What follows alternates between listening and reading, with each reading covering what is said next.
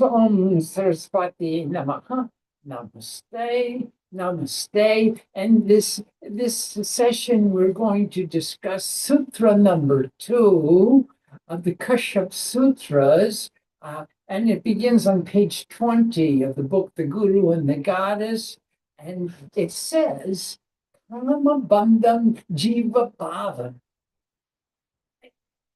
Very, very nice. Icha, Kriya, Gyan, Shakti. Three energies inherent to every atom of existence. There will be a desire, Icha. Kama means desire.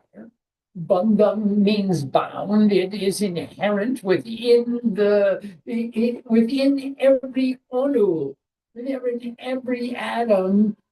There is a desire, a will to be. And there is the jiva, the individual soul, the individual identity, the individual manifestation. Bhavam is his existence or his attitude towards existence. The bhav bhakti, the attitude of devotion, the existence of the devotion. Desire, bound by desire, is the existence of every individual soul. The existence of every individual soul is bound by desires. Were there no desires, there would be no individuality.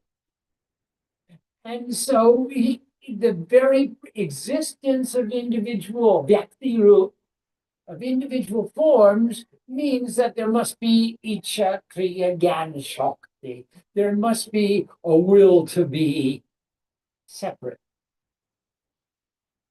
Buddha explained it as four noble truths. The first is that all life possesses suffering.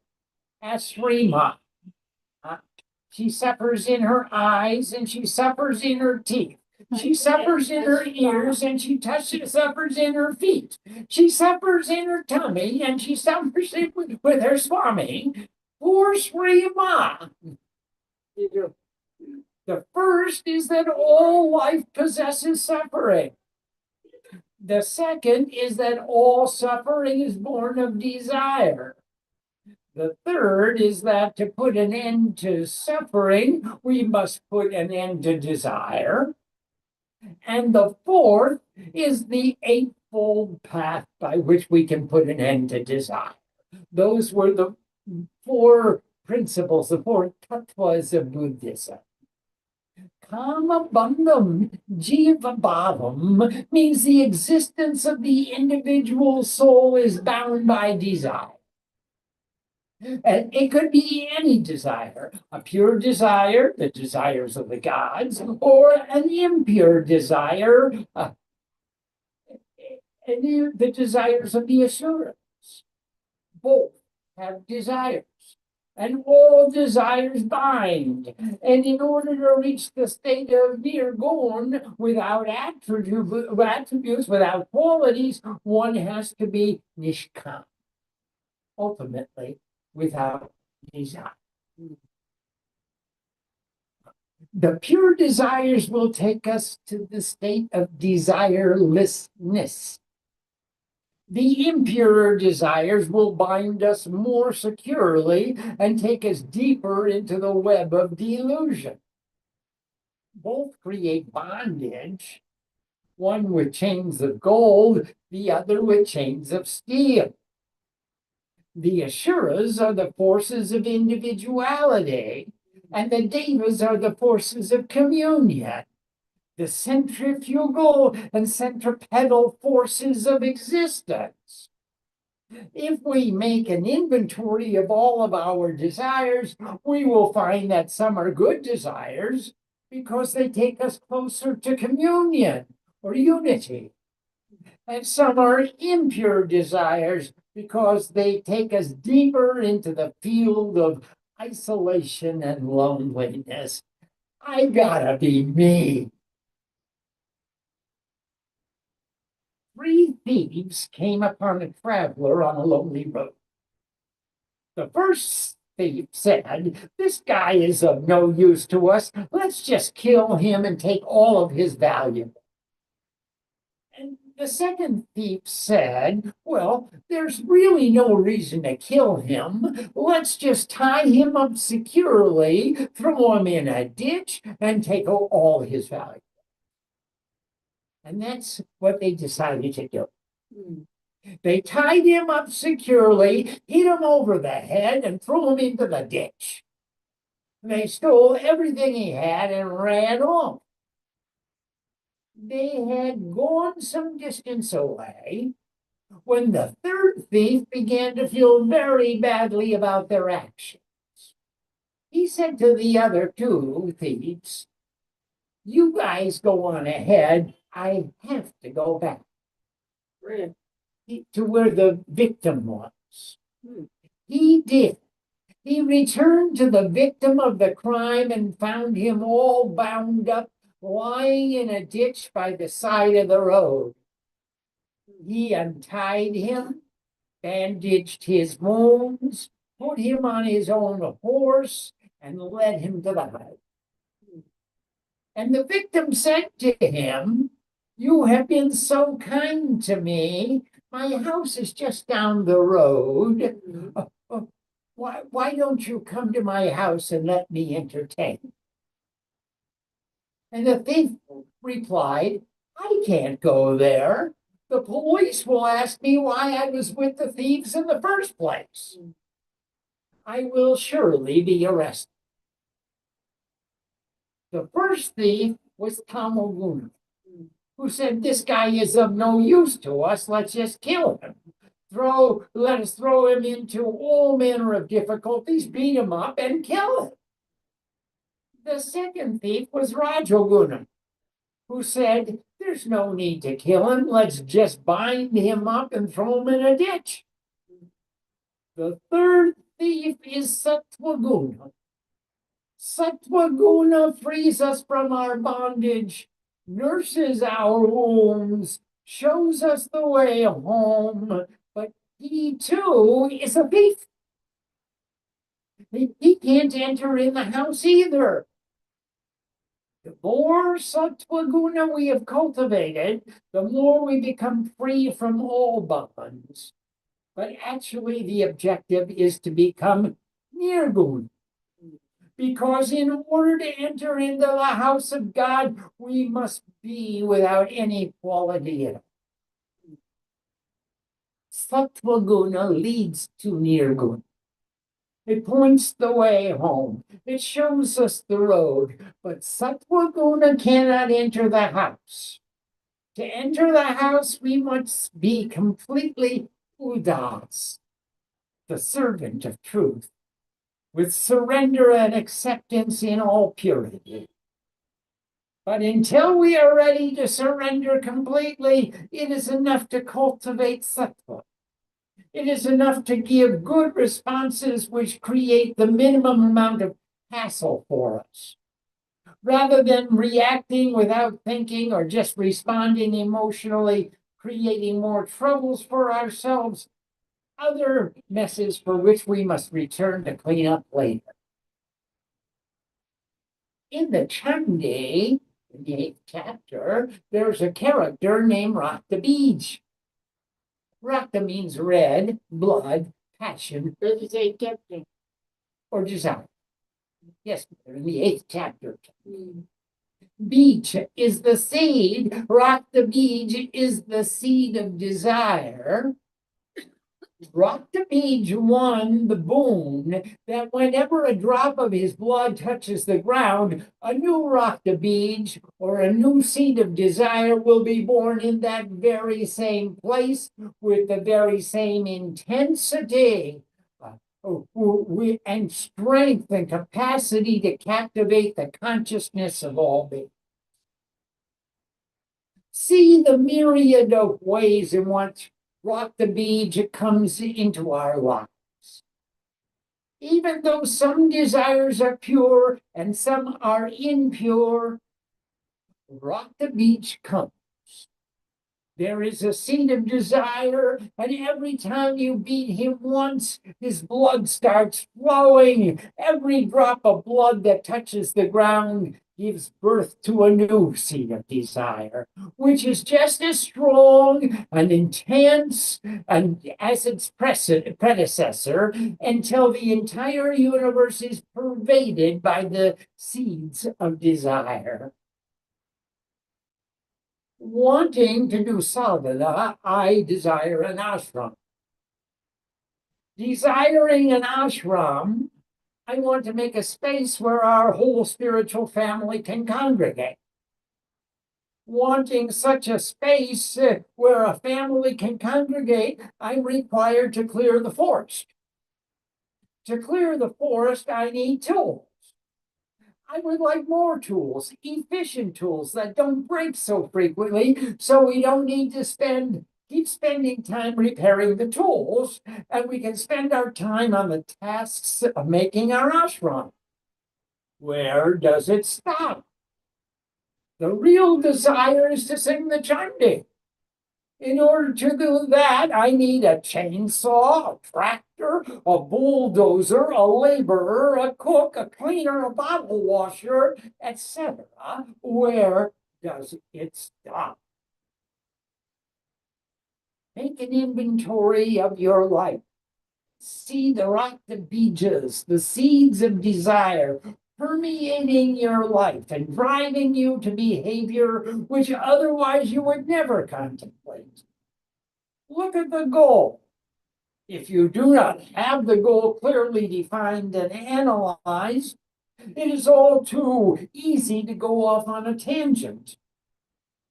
The goal is to manifest the ultimate harmony, bliss, peace, and cohesiveness in our ashram. And yet the little things of life put consciousness into such a state of disarray that we forget about the bigger picture and we zoom in on the little one. That seed of desire takes over our intelligence and turns our ashram into a battlefield of life.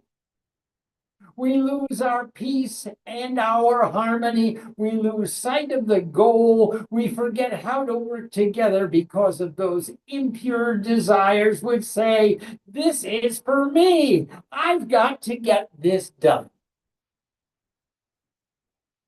When we surrender that object of desire, we surrender our souls. We make Atma Samarpana. When we yield, when we free ourselves from bondage, every time we try to be victorious, we lose. Whenever we demand our way, even if we get what we demand, we lose. Because Kama Bandhan Jiva Bhavana. The individual soul is bound by desire. If you get the fulfillment of a desire which breeds the strength of individuality, then your individual existence is bound by even greater desire. Jesus said something of similar nature when he said, who would be first will be last, and he who would be last will be first. The greatest amongst you will be the servant.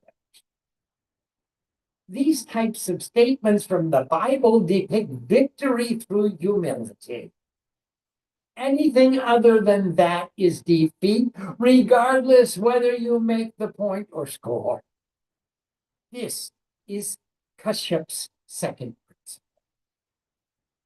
Desire is not negative. Being bound by desire is characteristic of the existence of the individual soul. If we can fulfill or transcend the impure desires which bind us to lower forms of activity, which we don't respect or like in ourselves, we will be able to change ourselves into the beings we do respect. Why am I acting like this? When I don't like it, I know it is not the type of behavior I want to manifest. I know that it is not beneficial for me to fight with my husband or wife. So why am I doing it? How can I transmute that energy? Why am I arguing with my spouse? I know it will not bring harmony into our household. If I could look at my real desire and catch myself, set up signals by which to remember, then I could transform the reaction to circumstances into a sankalpa, a vow of discipline for spiritual growth. I could change the desire for selfish gain into an opportunity for spiritual communion. I am really seeking to free myself from more trouble. I am trying to not create a bigger mess, which will demand my attention in the future. There is a special bhava, a vibration, a bandhana that binds kindred spirits. That vibration, that bondage is enough to make Bhagavan manifest. The Lord himself or herself must stand with folded hands in front of a pure and sincere devotee. God herself is bound. When the desire of the devotee is pure and sincere, the Lord herself becomes bound. Nirvikalpa becomes salvikalpa because of bondage. The attitude which creates a bondage of pure desire and devotion. If we take that attitude of pure devotion and give it to our family members, share it with our friends and associates, chop trees and carry water with the same bhava as we maintain our spiritual discipline, we can change ourselves into really pure and silent divine souls. But we must stop the chattering in our minds and become really silent. Shrima sings in Bengali. Would you sing for us? No. You did in the book.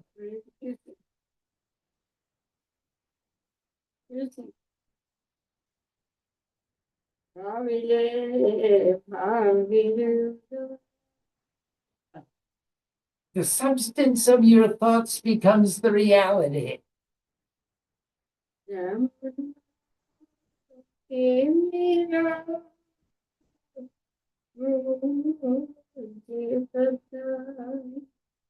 As is your thought, so is your profit. The root is your idea. Kali Bhakta.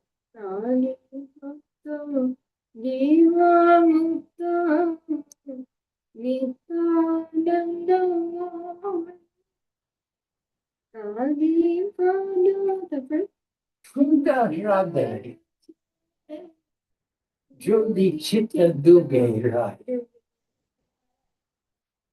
The devotee of Kali is liberated while living and is a manifestation of eternal bliss. If your consciousness will stay at the feet of Kali, you will find the lake of the nectar of immortality.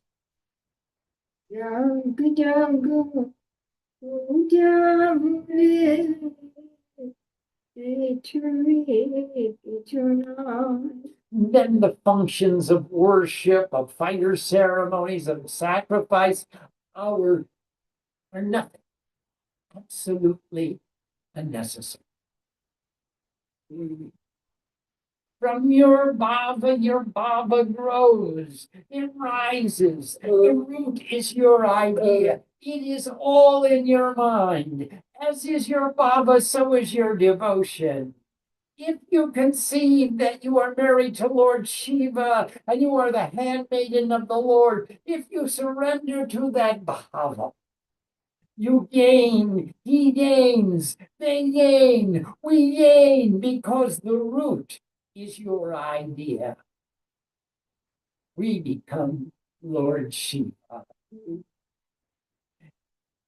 Every manifestation of individuality is bound by desires. There are those who are bound by pure desires, like Sri Ma. Ma says, I love you. And everyone laughs. There are those who are bound by impure desires. Even the devas are bound by desires. Of course, the asuras are too.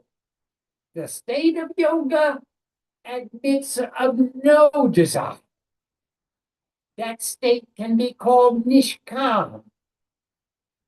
Karma yoga is nishkam, without desire. That is karma yoga. Neither desire for praise nor gain. I just want to say I love you, as Ma says, with unconditional love. I only desire to sing your praises. Because I am here, I must perform some karma, so let me become a singer.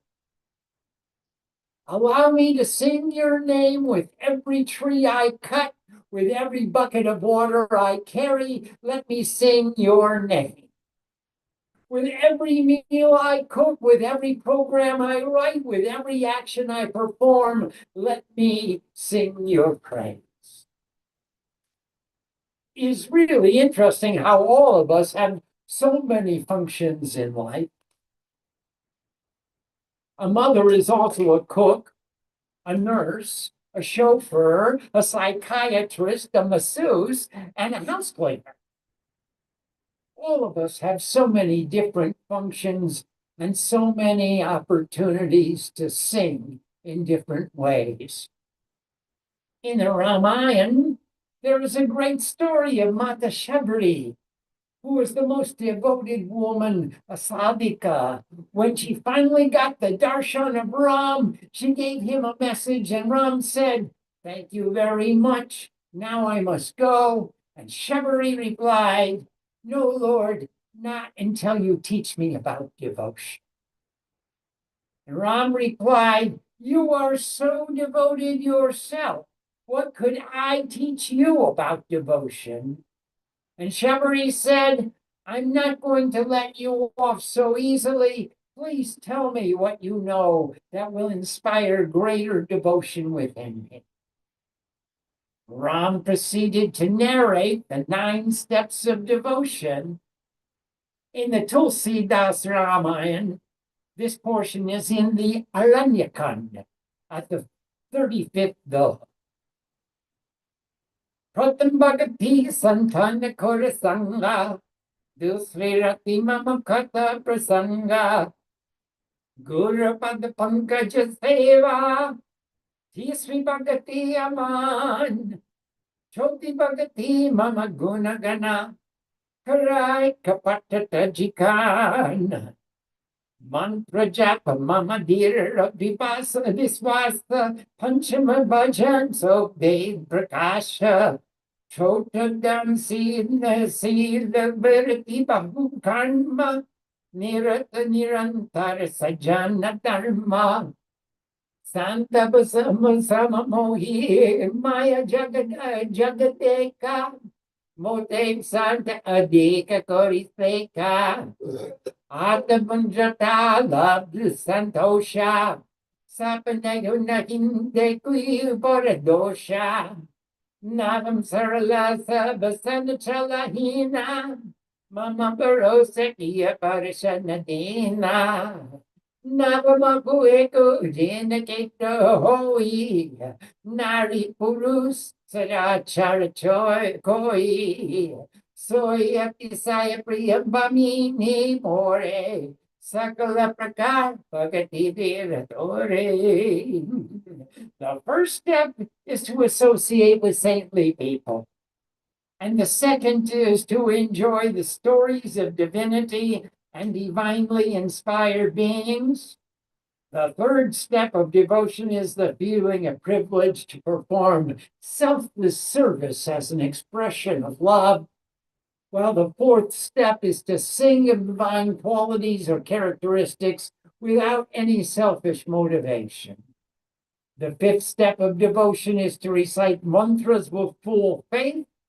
This is the path illuminated by the Vedas. The sixth step is to perform all actions with tranquility and to see every circumstance as an opportunity to manifest perfection. The seventh form of devotion is to see the world as equal to God and to regard the company of saintly beings as a greater opportunity than the perception of God. The eighth step is to be satisfied with whatever one receives as the fruit of one's action and not to contemplate the faults of others. The ninth step of devotion is to reign with simplicity all the time, to renounce conniving for selfish ends, and to take delight in faith in God with neither exultation nor unhappiness.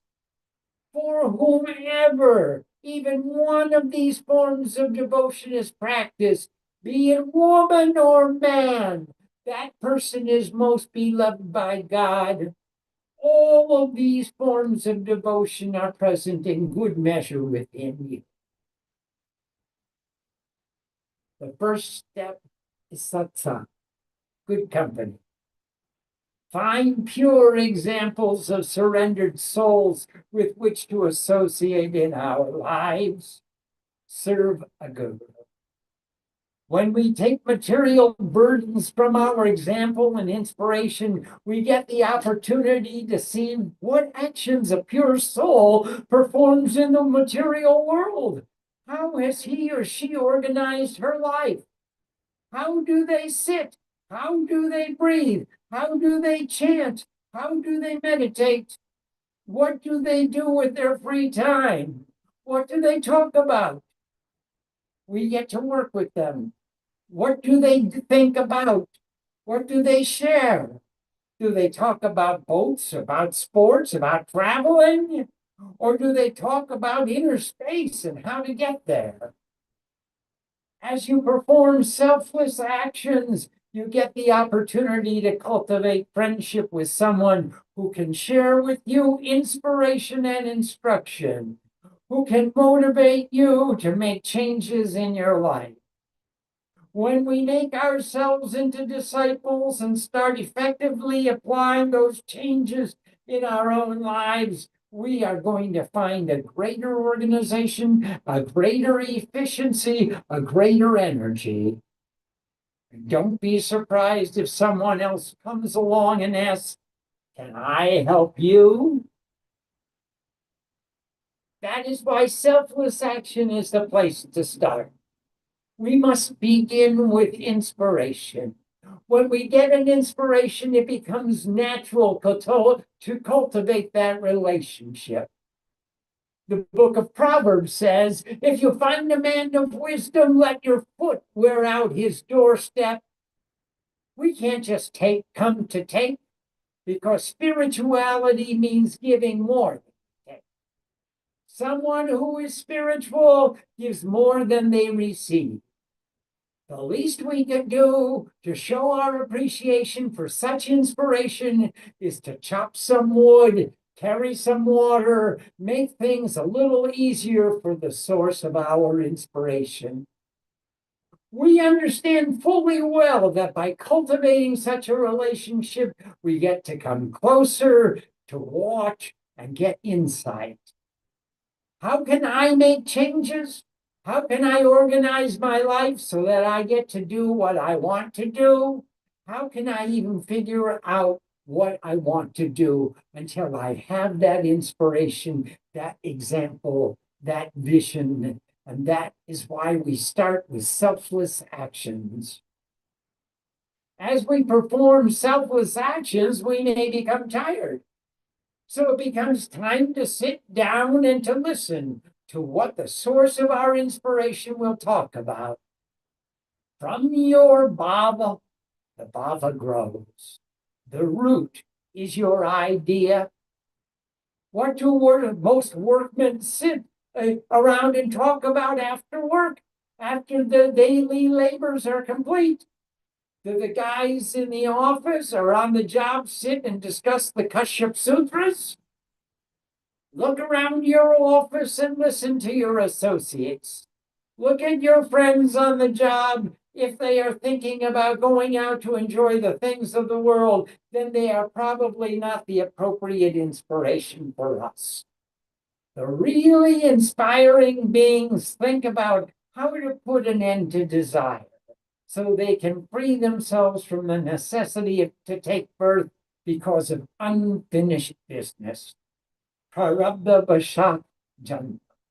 The first principle states that the birth of every moment is bound by unfinished business.